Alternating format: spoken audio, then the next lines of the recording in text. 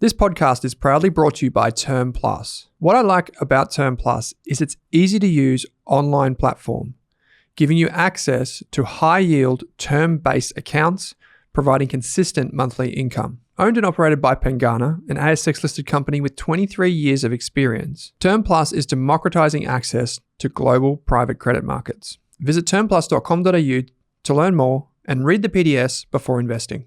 Billy, welcome back to the show. Thanks for having me again. It's always good to chat to you, mate. Always good to chat. Likewise. Particularly here in Sydney on a beautiful sunny day.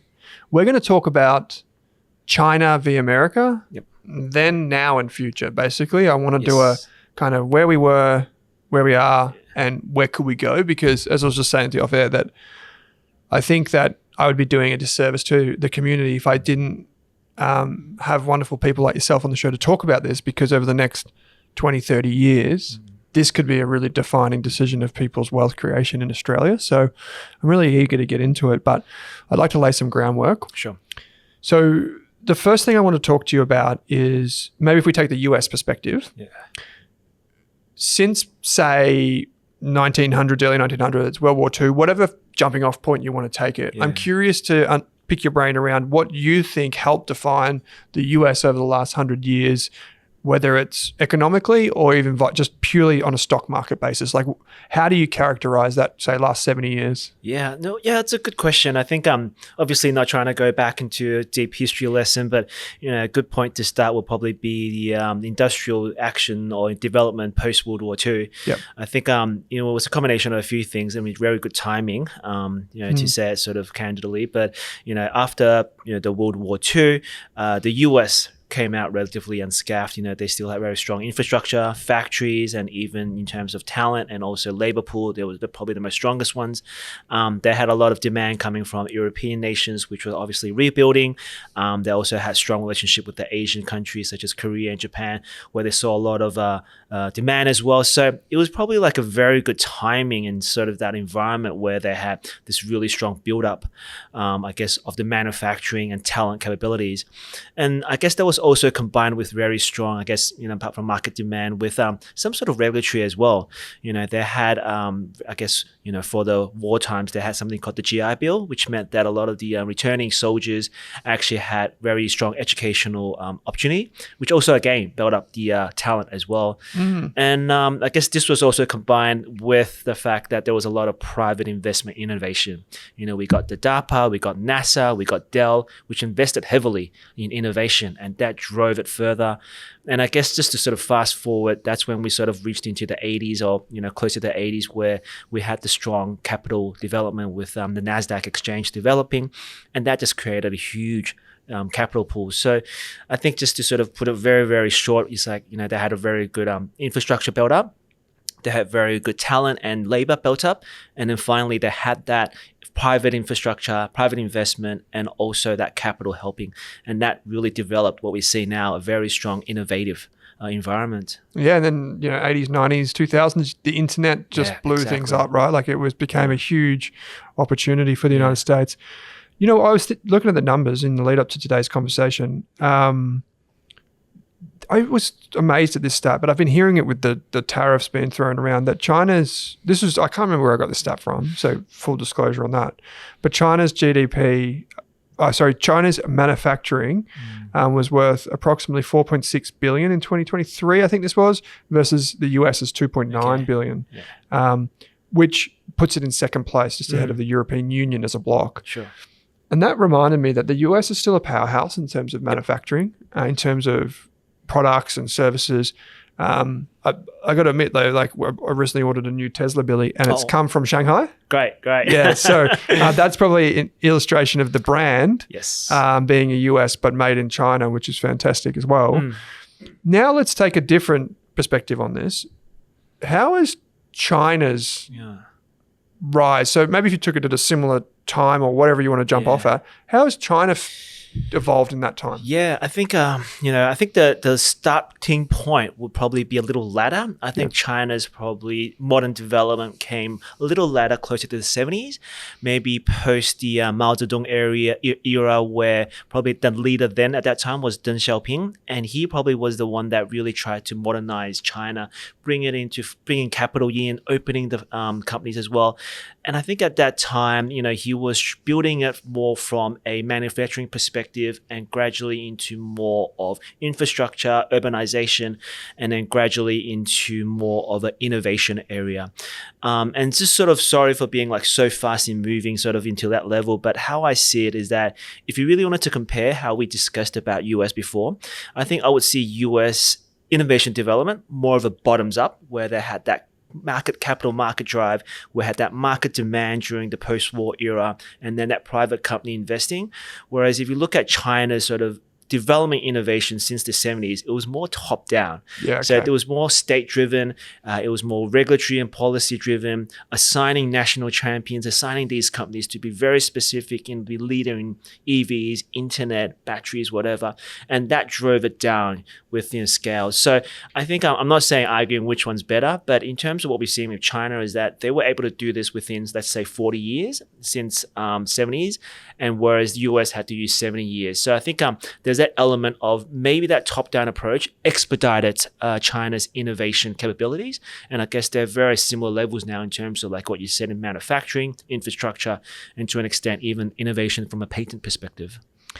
It's a really good answer, by the way. There's a chart that I sent to you in advance, and I'll talk audio listeners through this chart. It shows over the last 125 years. It's from UBS/Credit Suisse, thanks to Credit Suisse going down. It's the Global Investment Returns Yearbook 2024. And there's a chart in there, Billy, that shows if you look at the proportion of stock market values, so like the whole of stock market's equity value around the world, it shows it from 1900 to the 2024 year. And it shows the US starting at like 15% in year 1900 to 61% of global markets basically as of today. Japan went from 1% in 1970 to 20% by 1990, then back to 6%. The UK went from 24% of all global markets in 1900 to 4% today, so that's shrunk. But China it's omitted from this chart just because they needed the full time horizon.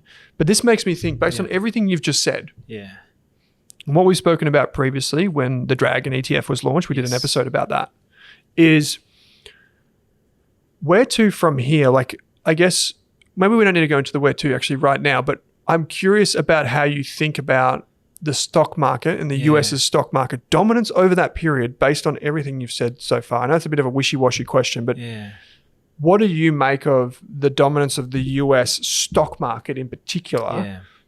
And I guess what I'm leading towards and what we'll talk about is, could that be replicated in China? Yeah, I think that was a really nice chart that you shared. I think it sort of put everything into perspective. When I looked at it, went through the time. And I think what really we saw was that, initially in the 1900s, it was probably very well-rounded between European leaders like Europe, Great Britain at that time, and US. And it was during probably, again, when we talk about that post-war era where US started to have that really dominant, I guess, position in the global equity markets with anything between 40 to 60% of the total equity market globally. And I think that was a function of what we discussed. They managed to get very deep capital pool. They managed to get very good talent. There was really good private investment. And I guess if you want to go forward and why they're maintaining this lead and why they actually had this, during even despite the little blip where Japan took over manufacturing, was that, they were able to get talent. And I think this is something that's really, really crucial.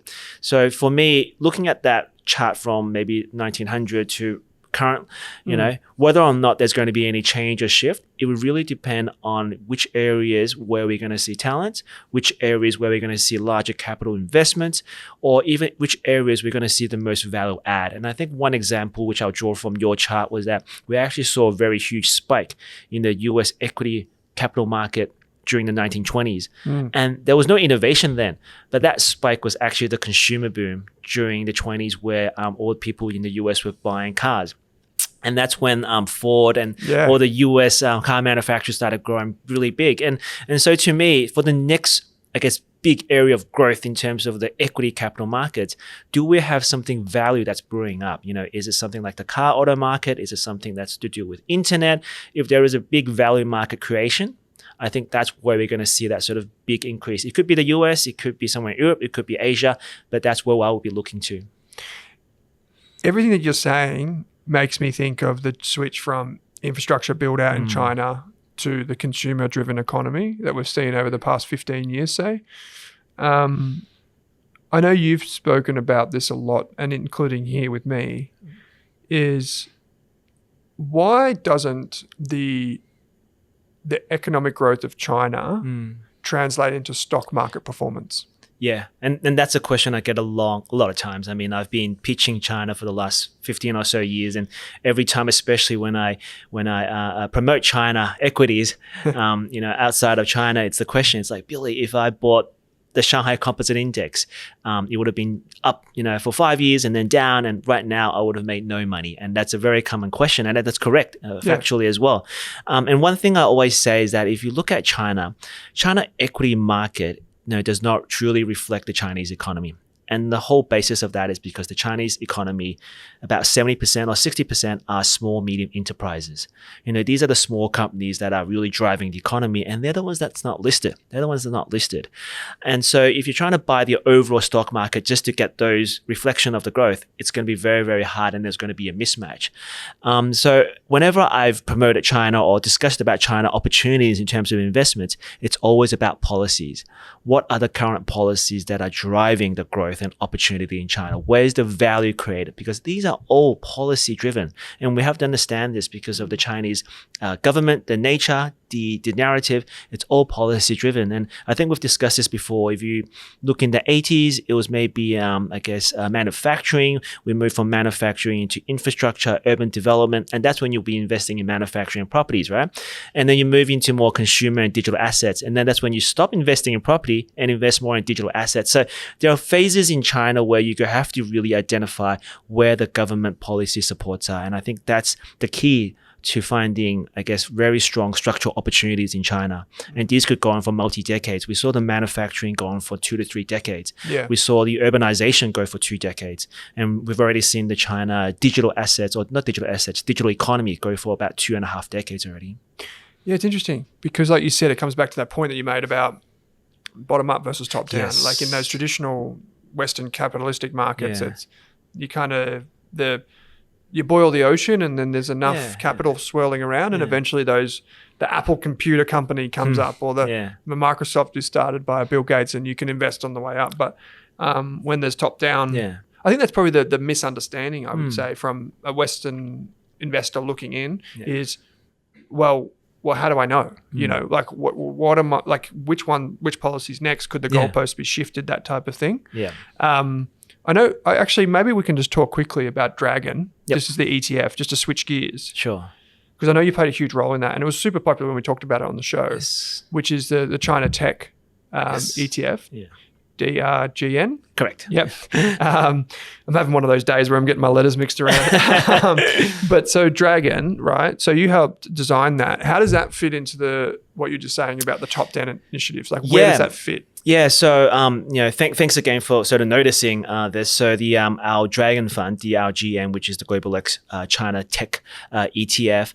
To be honest, the whole premise of this was originated from when we have really popular or successful products such as our FANG product, which is the most reminiscent of the US Magnificent Seven companies. And what we found was that we were trying to look for other areas of growth. We were trying to look for essentially the next FANG or the next Mag 7.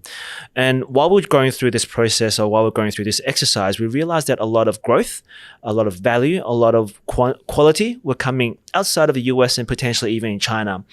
And that's when sort of I come in and I realize, hey, with all these companies being at a well-rallied and growth expectations, where's the growth coming from? Is it supported by the policies? And what we found was that yes, there was a lot of policy supporting several areas of China. And going back to your question, how to identify them, and that's the easiest part of identifying China because of Chinese government, they always put in place their next 5-year plan or the next 10-year plan. And I'm sure you've heard of Chinese 14th 5-year plan, 15th 5-year plan. We're moving into the next 5-year plan. China always has policies which are between 5 to 10 years. So to identify them is very, very easy. And the commitment is obviously very strong as well because China is a policy-driven economy. So we found that for the growth companies globally in China, that China was really focused on 4 things: semiconductors, EVs, robotics, and AI. And that's sort of what started the structure of Dragon. We focused on these 4 areas because they were supported by the Chinese policies, and we tried to identify best way to identify these 4 types of companies in that fund. I've got one more question about this and how you can capture that, right? Is when we think about the US market, we think about earnings per share. Yeah. We think about profits per share, however you want to phrase it. Sure. And the value accruing to shareholders. Yes. How do you think about that when you've got top-down policies that seem like a more... I don't know how to phrase this properly, Billy, but they seem more countrywide initiatives, right? Yeah. Rather than quote unquote rewarding the shareholder capital. Yep. How do you think about that? Is it a tension between, I deploy capital into, say, Dragon and into China, but via Dragon for the next 10 years? Should I be mindful that maybe, I put that money in, but in 5 years, the goalposts shift and we're talking, instead of robotics or AI, we're talking about something different. Yeah. Should I be worried about that? I don't think so. I think first of all, we discussed how China's commitment is more of a 5-year, 10-year policy, and it's very hard for them to change midway. So I think that's one. We could talk about also their underlying structural, reason for committing to this as well, but we can talk about that later. But going back to your question is, I guess the great thing about innovation is that China does not really take part in their innovative companies. They leave the innovative companies alone. They understand that, there is really no point taking a state ownership in these companies because they understand that to make them flourish, to make them grow, they must have their, more free reins. Number 2 is China has gone through what they call a SOE reform, where it's also a lot of not just private companies, but also state-owned equities where the government has told them to go, we need to start considering shareholder wealth. We need to consider shareholder thing. So there's actually a lot of SOE companies starting to, let's for example, pay out more dividends, to do more share buybacks. Shareholder return has been a very strong commitment by the whole government and regulators in the past 5 years, I would say. And the reason is simple. China is at the end, they're trying to make social harmony, and one of the key ways to do it is to return more wealth harvest to shareholders. So I would say that in terms of the regulatory environment, China has changed considerably in the last 10 to 15 years. They are trying to act more as if the company is returning more wealth to shareholders. A lot of the companies, especially innovative companies, do actually have a lot of foreign ownership, which means that they do have more, development in terms of shareholder opportunities and issues. So I would say that this special area will be one where investors should have least concern in terms of, government intervention or government moving the ship goalpost, so to speak. Yeah, because I think about that a lot, right? Like I want exposure in my portfolio to the economic engine and to the kind of, I was about to say capitalistic engine, but it is a kind of capitalistic engine. Yes. It's, that's developing too, right? As we said. And last time you said to us something really profound for listeners on the show, which was the government is opening up to allowing other people from around the world to invest in the champions, like the BYDs of the world is a good example. If we shift gears really quickly, I wanted to actually ask you a question. I thought it'd be better to ask you versus Mark. Is when it comes to FANG in a portfolio versus say U100, how do you see those 2 ETFs in a portfolio? Like how are you seeing clients use them? How are you seeing family offices, high net wealth or worth individuals? Like how are you seeing people allocate to those 2 ETFs in particular? That's a good question. So just to be clear, they're both, technology and innovator related. FANG obviously holds probably the 10 largest innovative stocks or innovative companies in the US, whereas the U100 would hold the top 100 innovative or tech names in the US. Yeah. And I guess from the start, how we intended to be used was that it was more of a market cap division. If you had a tilt towards larger names, larger market cap, you would tilt towards the FANG, which is equally weighted within 10 names, and it has an average weighted market cap of about $2 trillion. But whereas if you want to tilt a little more towards this mid-cap or the mid-cap space, you will look at the U100. Yep. You're still getting innovative companies. You're still getting strong quality, cash flow, high, profitable companies, but you're just tilted towards more diversification, where the average market cap could be more about $1.5 to $1.7 trillion. So you're just moving down that market cap or that, size factor, so to speak. And I guess, to answer your question, it depends on what kinds of investors they are. For long-term investors, they want to hold the entire size. They will hold both. For investors who are more tactical, they'll probably say, look, right now is more market cap driven. They'll prefer the larger ones. If they believe there's a broadening story, they'll tactically shift more weight to the U100. And I think that's how it's being used in portfolios, either on a short-term tactical basis, long-term, depending on your size tilt. Yeah, it's interesting because I think that I always want to allocate money to FANG for what it's worth. Yes. And then if you got it sitting beside the S&P 500, even U100 for this matter as well, it's how do they blend together? Yes. Which is the key question. I've got this is more of a company specific question, a more stocky question, but I know you love this sort of stuff as much as I do. How many of the FANG stocks do you think, those mega cap names, how many of those do you think will still be in that mega cap category in 10 years? Like, how many of them will be replaced? Yeah, it's going to be a tough one. Because, for example, I was talking to someone this morning about Broadcom. Yes. I didn't realize that that's a $1.2 trillion company. It hit the $1 trillion sort of group. Yeah, end of last year. So that's a huge company that's growing so fast. Yes. Quite a bit smaller, but Palantir, these types of businesses, I'm always like, wow. Yeah. Like one day I could see them being in the FANG ETF. I'm not saying these mega caps disappear, but more so, I guess the origin of this question, Billy, is more like we've talked about cloud computing and the infrastructure layer of AI. I feel like that's a thematic that's going to play out for at least a decade. Yeah, and I think you hit the right word. Infrastructure is probably one that I'm really focusing on. But one thing I'll probably remember is that if you look back into maybe 25 years ago, just post the .com bubble, if you look at the top 10 at that time, only I think probably 4 or 5 are still around. So that's just for everyone's reference that half could potentially go in the 25-year time span. Yeah. But obviously there's a lot of factors. How I see it is probably how you exactly said it. It's more of an infrastructure side.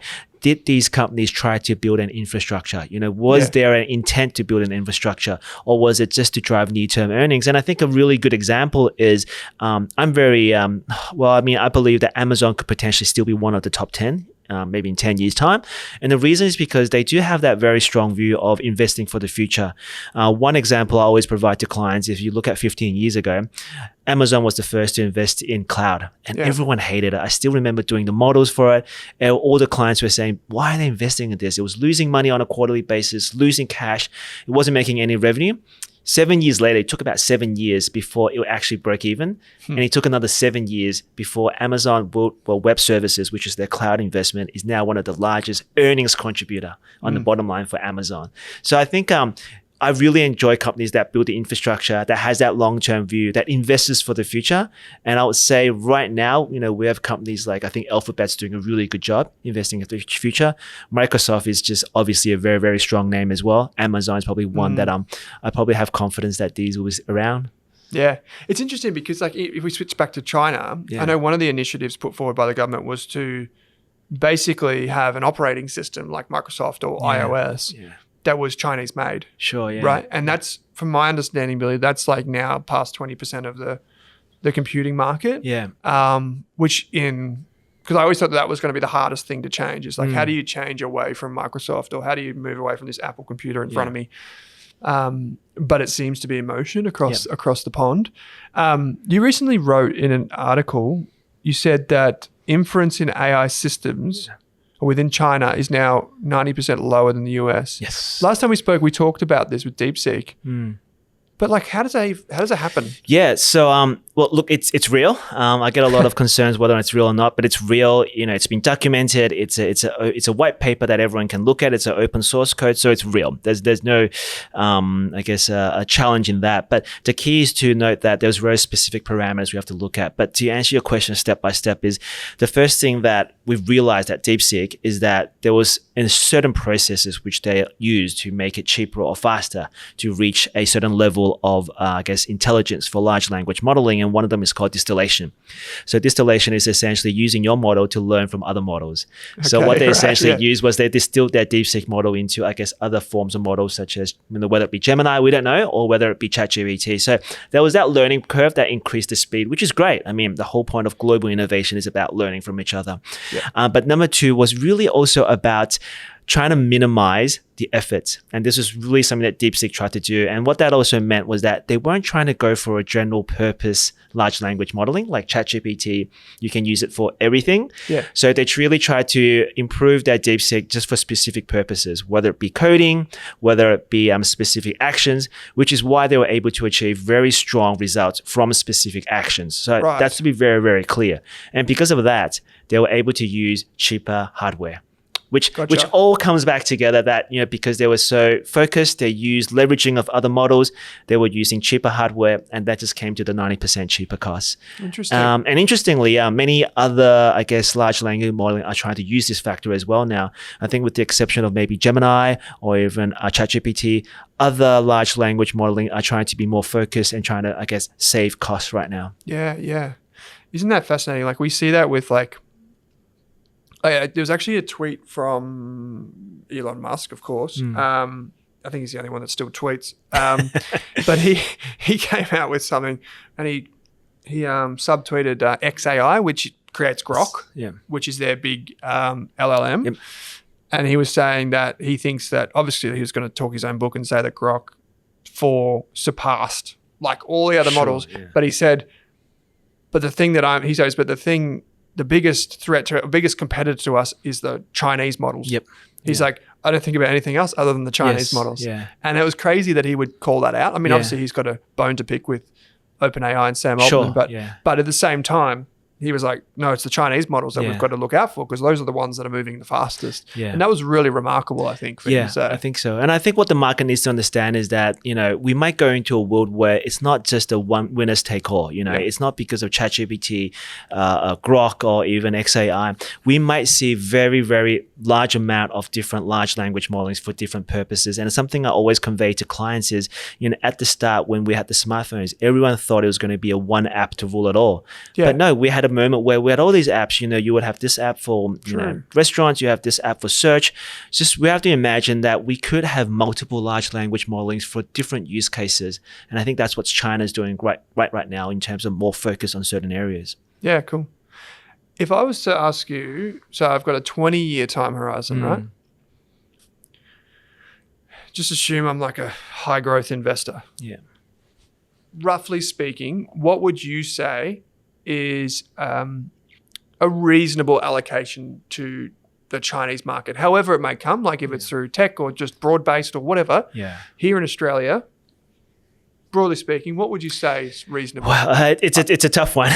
So obviously, I'm not providing any financial advice. Just generally speaking. I think there's two parts, and I think we've touched on that last time as well, is, if it's more of a China allocation view, by all means, use the, widely accepted global allocation of China, whether it be 5% or 8% or 11%. Yep. Now, that's one part. But on the back of what we've just been discussing, if your intention was really to capture the policy growth, if your intention was really trying to capture the innovative growth in China, the allocation should be slightly higher. Yep. And the reason for that is because, this goes beyond just geographic allocation. This goes towards where the next area of growth is, whether it be semiconductors, automation, or AI or semiconductors. Yep. So I would say that, it would go beyond that original 5 to 8%, maybe even a little higher. So I'm sorry, I don't want to give an exact. No, it shouldn't be. But it should be more of a comparison. If you've allocated X amount to China because of that China geographic, for the China tech, you should be elevating more because that's where the next area of alpha and growth will come from. Yeah. And this is for what it's worth. This is what I'm thinking about right now. It's like, I speak to you, I see the research, I see the economic data, and I think to myself, like, well, what's the downside versus the upside? Like, what's the downside of me allocating more deliberately to the Chinese market versus not doing that, right? Like, and I think over a 20-year horizon, the longer I stretch that out, the longer I think, well, it's probably more of a risk not to have an allocation, right? I genuinely think that. And that goes back, to your point, Owen, about, why do people invest in China and never get the full growth potential of China? It's because, you need to invest in the right amount of China or the right sector of China. And that's where the innovation comes in. Do you want to ride with, a sub GDP growth for the next 10 years, or do you want to ride that 2x GDP growth of China, which is where the growth could potentially come from? Yeah. No, I really like it. Well, I'll put all the links and everything in the show notes because after we did the Dragon episode last time, it was really, really interesting. Great. That's good to hear. Yeah, it really resonated with the community. I've got one final question, which is one that I probably ask a lot of CEOs when they come on the show. Sure. So a lot of CEOs, Billy, would come on the show and they'd say, we're great, we do this, we do this, we do this. And I say, well, okay, how can I benchmark you? Like, how can I say, what's the one thing that I should look out for in your business, right? And not that we did, but if we had like the CEO of Amazon on, we'd probably ask, well, what is it? AWS revenue, for example, or something like that. But when you look at China, or when we look at China, is there one data point that you look at and you're like, that's a really good data point that I refer to as the kind of the long structural review, or maybe it's a collection of them, like things, or you could even point us to resources that people can follow along with, because I think that's one thing that we can quickly associate with the US market, but for people that are developing that knowledge for China, it'd be really helpful. That's a good one. So for me, just first of all, I think the whole key thesis behind this innovation and productivity and efficiency for China is based on China's necessity. And why I say that is because a lot of people challenge me when we talk about innovation with China, saying China has a huge unemployment issue, youth unemployment is double digits. Why is China building all this robotics and automation? And I keep saying that one of the key issues with China is not unemployment. It's actually the aging population. And I think we've talked about this before, where I think you mentioned this. By 2050, over a third of Chinese citizens will be over the age of 60. So China does not want to end up in previous decades where Japan had entered the last 2 decades, where it was an aging population, loss of productivity. And so I always say that China's investment in, the automation, productivity, and efficiency is a necessity. They're not doing it to be number one. They're doing it to survive, which is why I keep telling clients that they have to invest. They're not going to stop this, not for the next 5 years, 10 years, or even 20 years. They need to make sure by 2050, they're productive and efficient.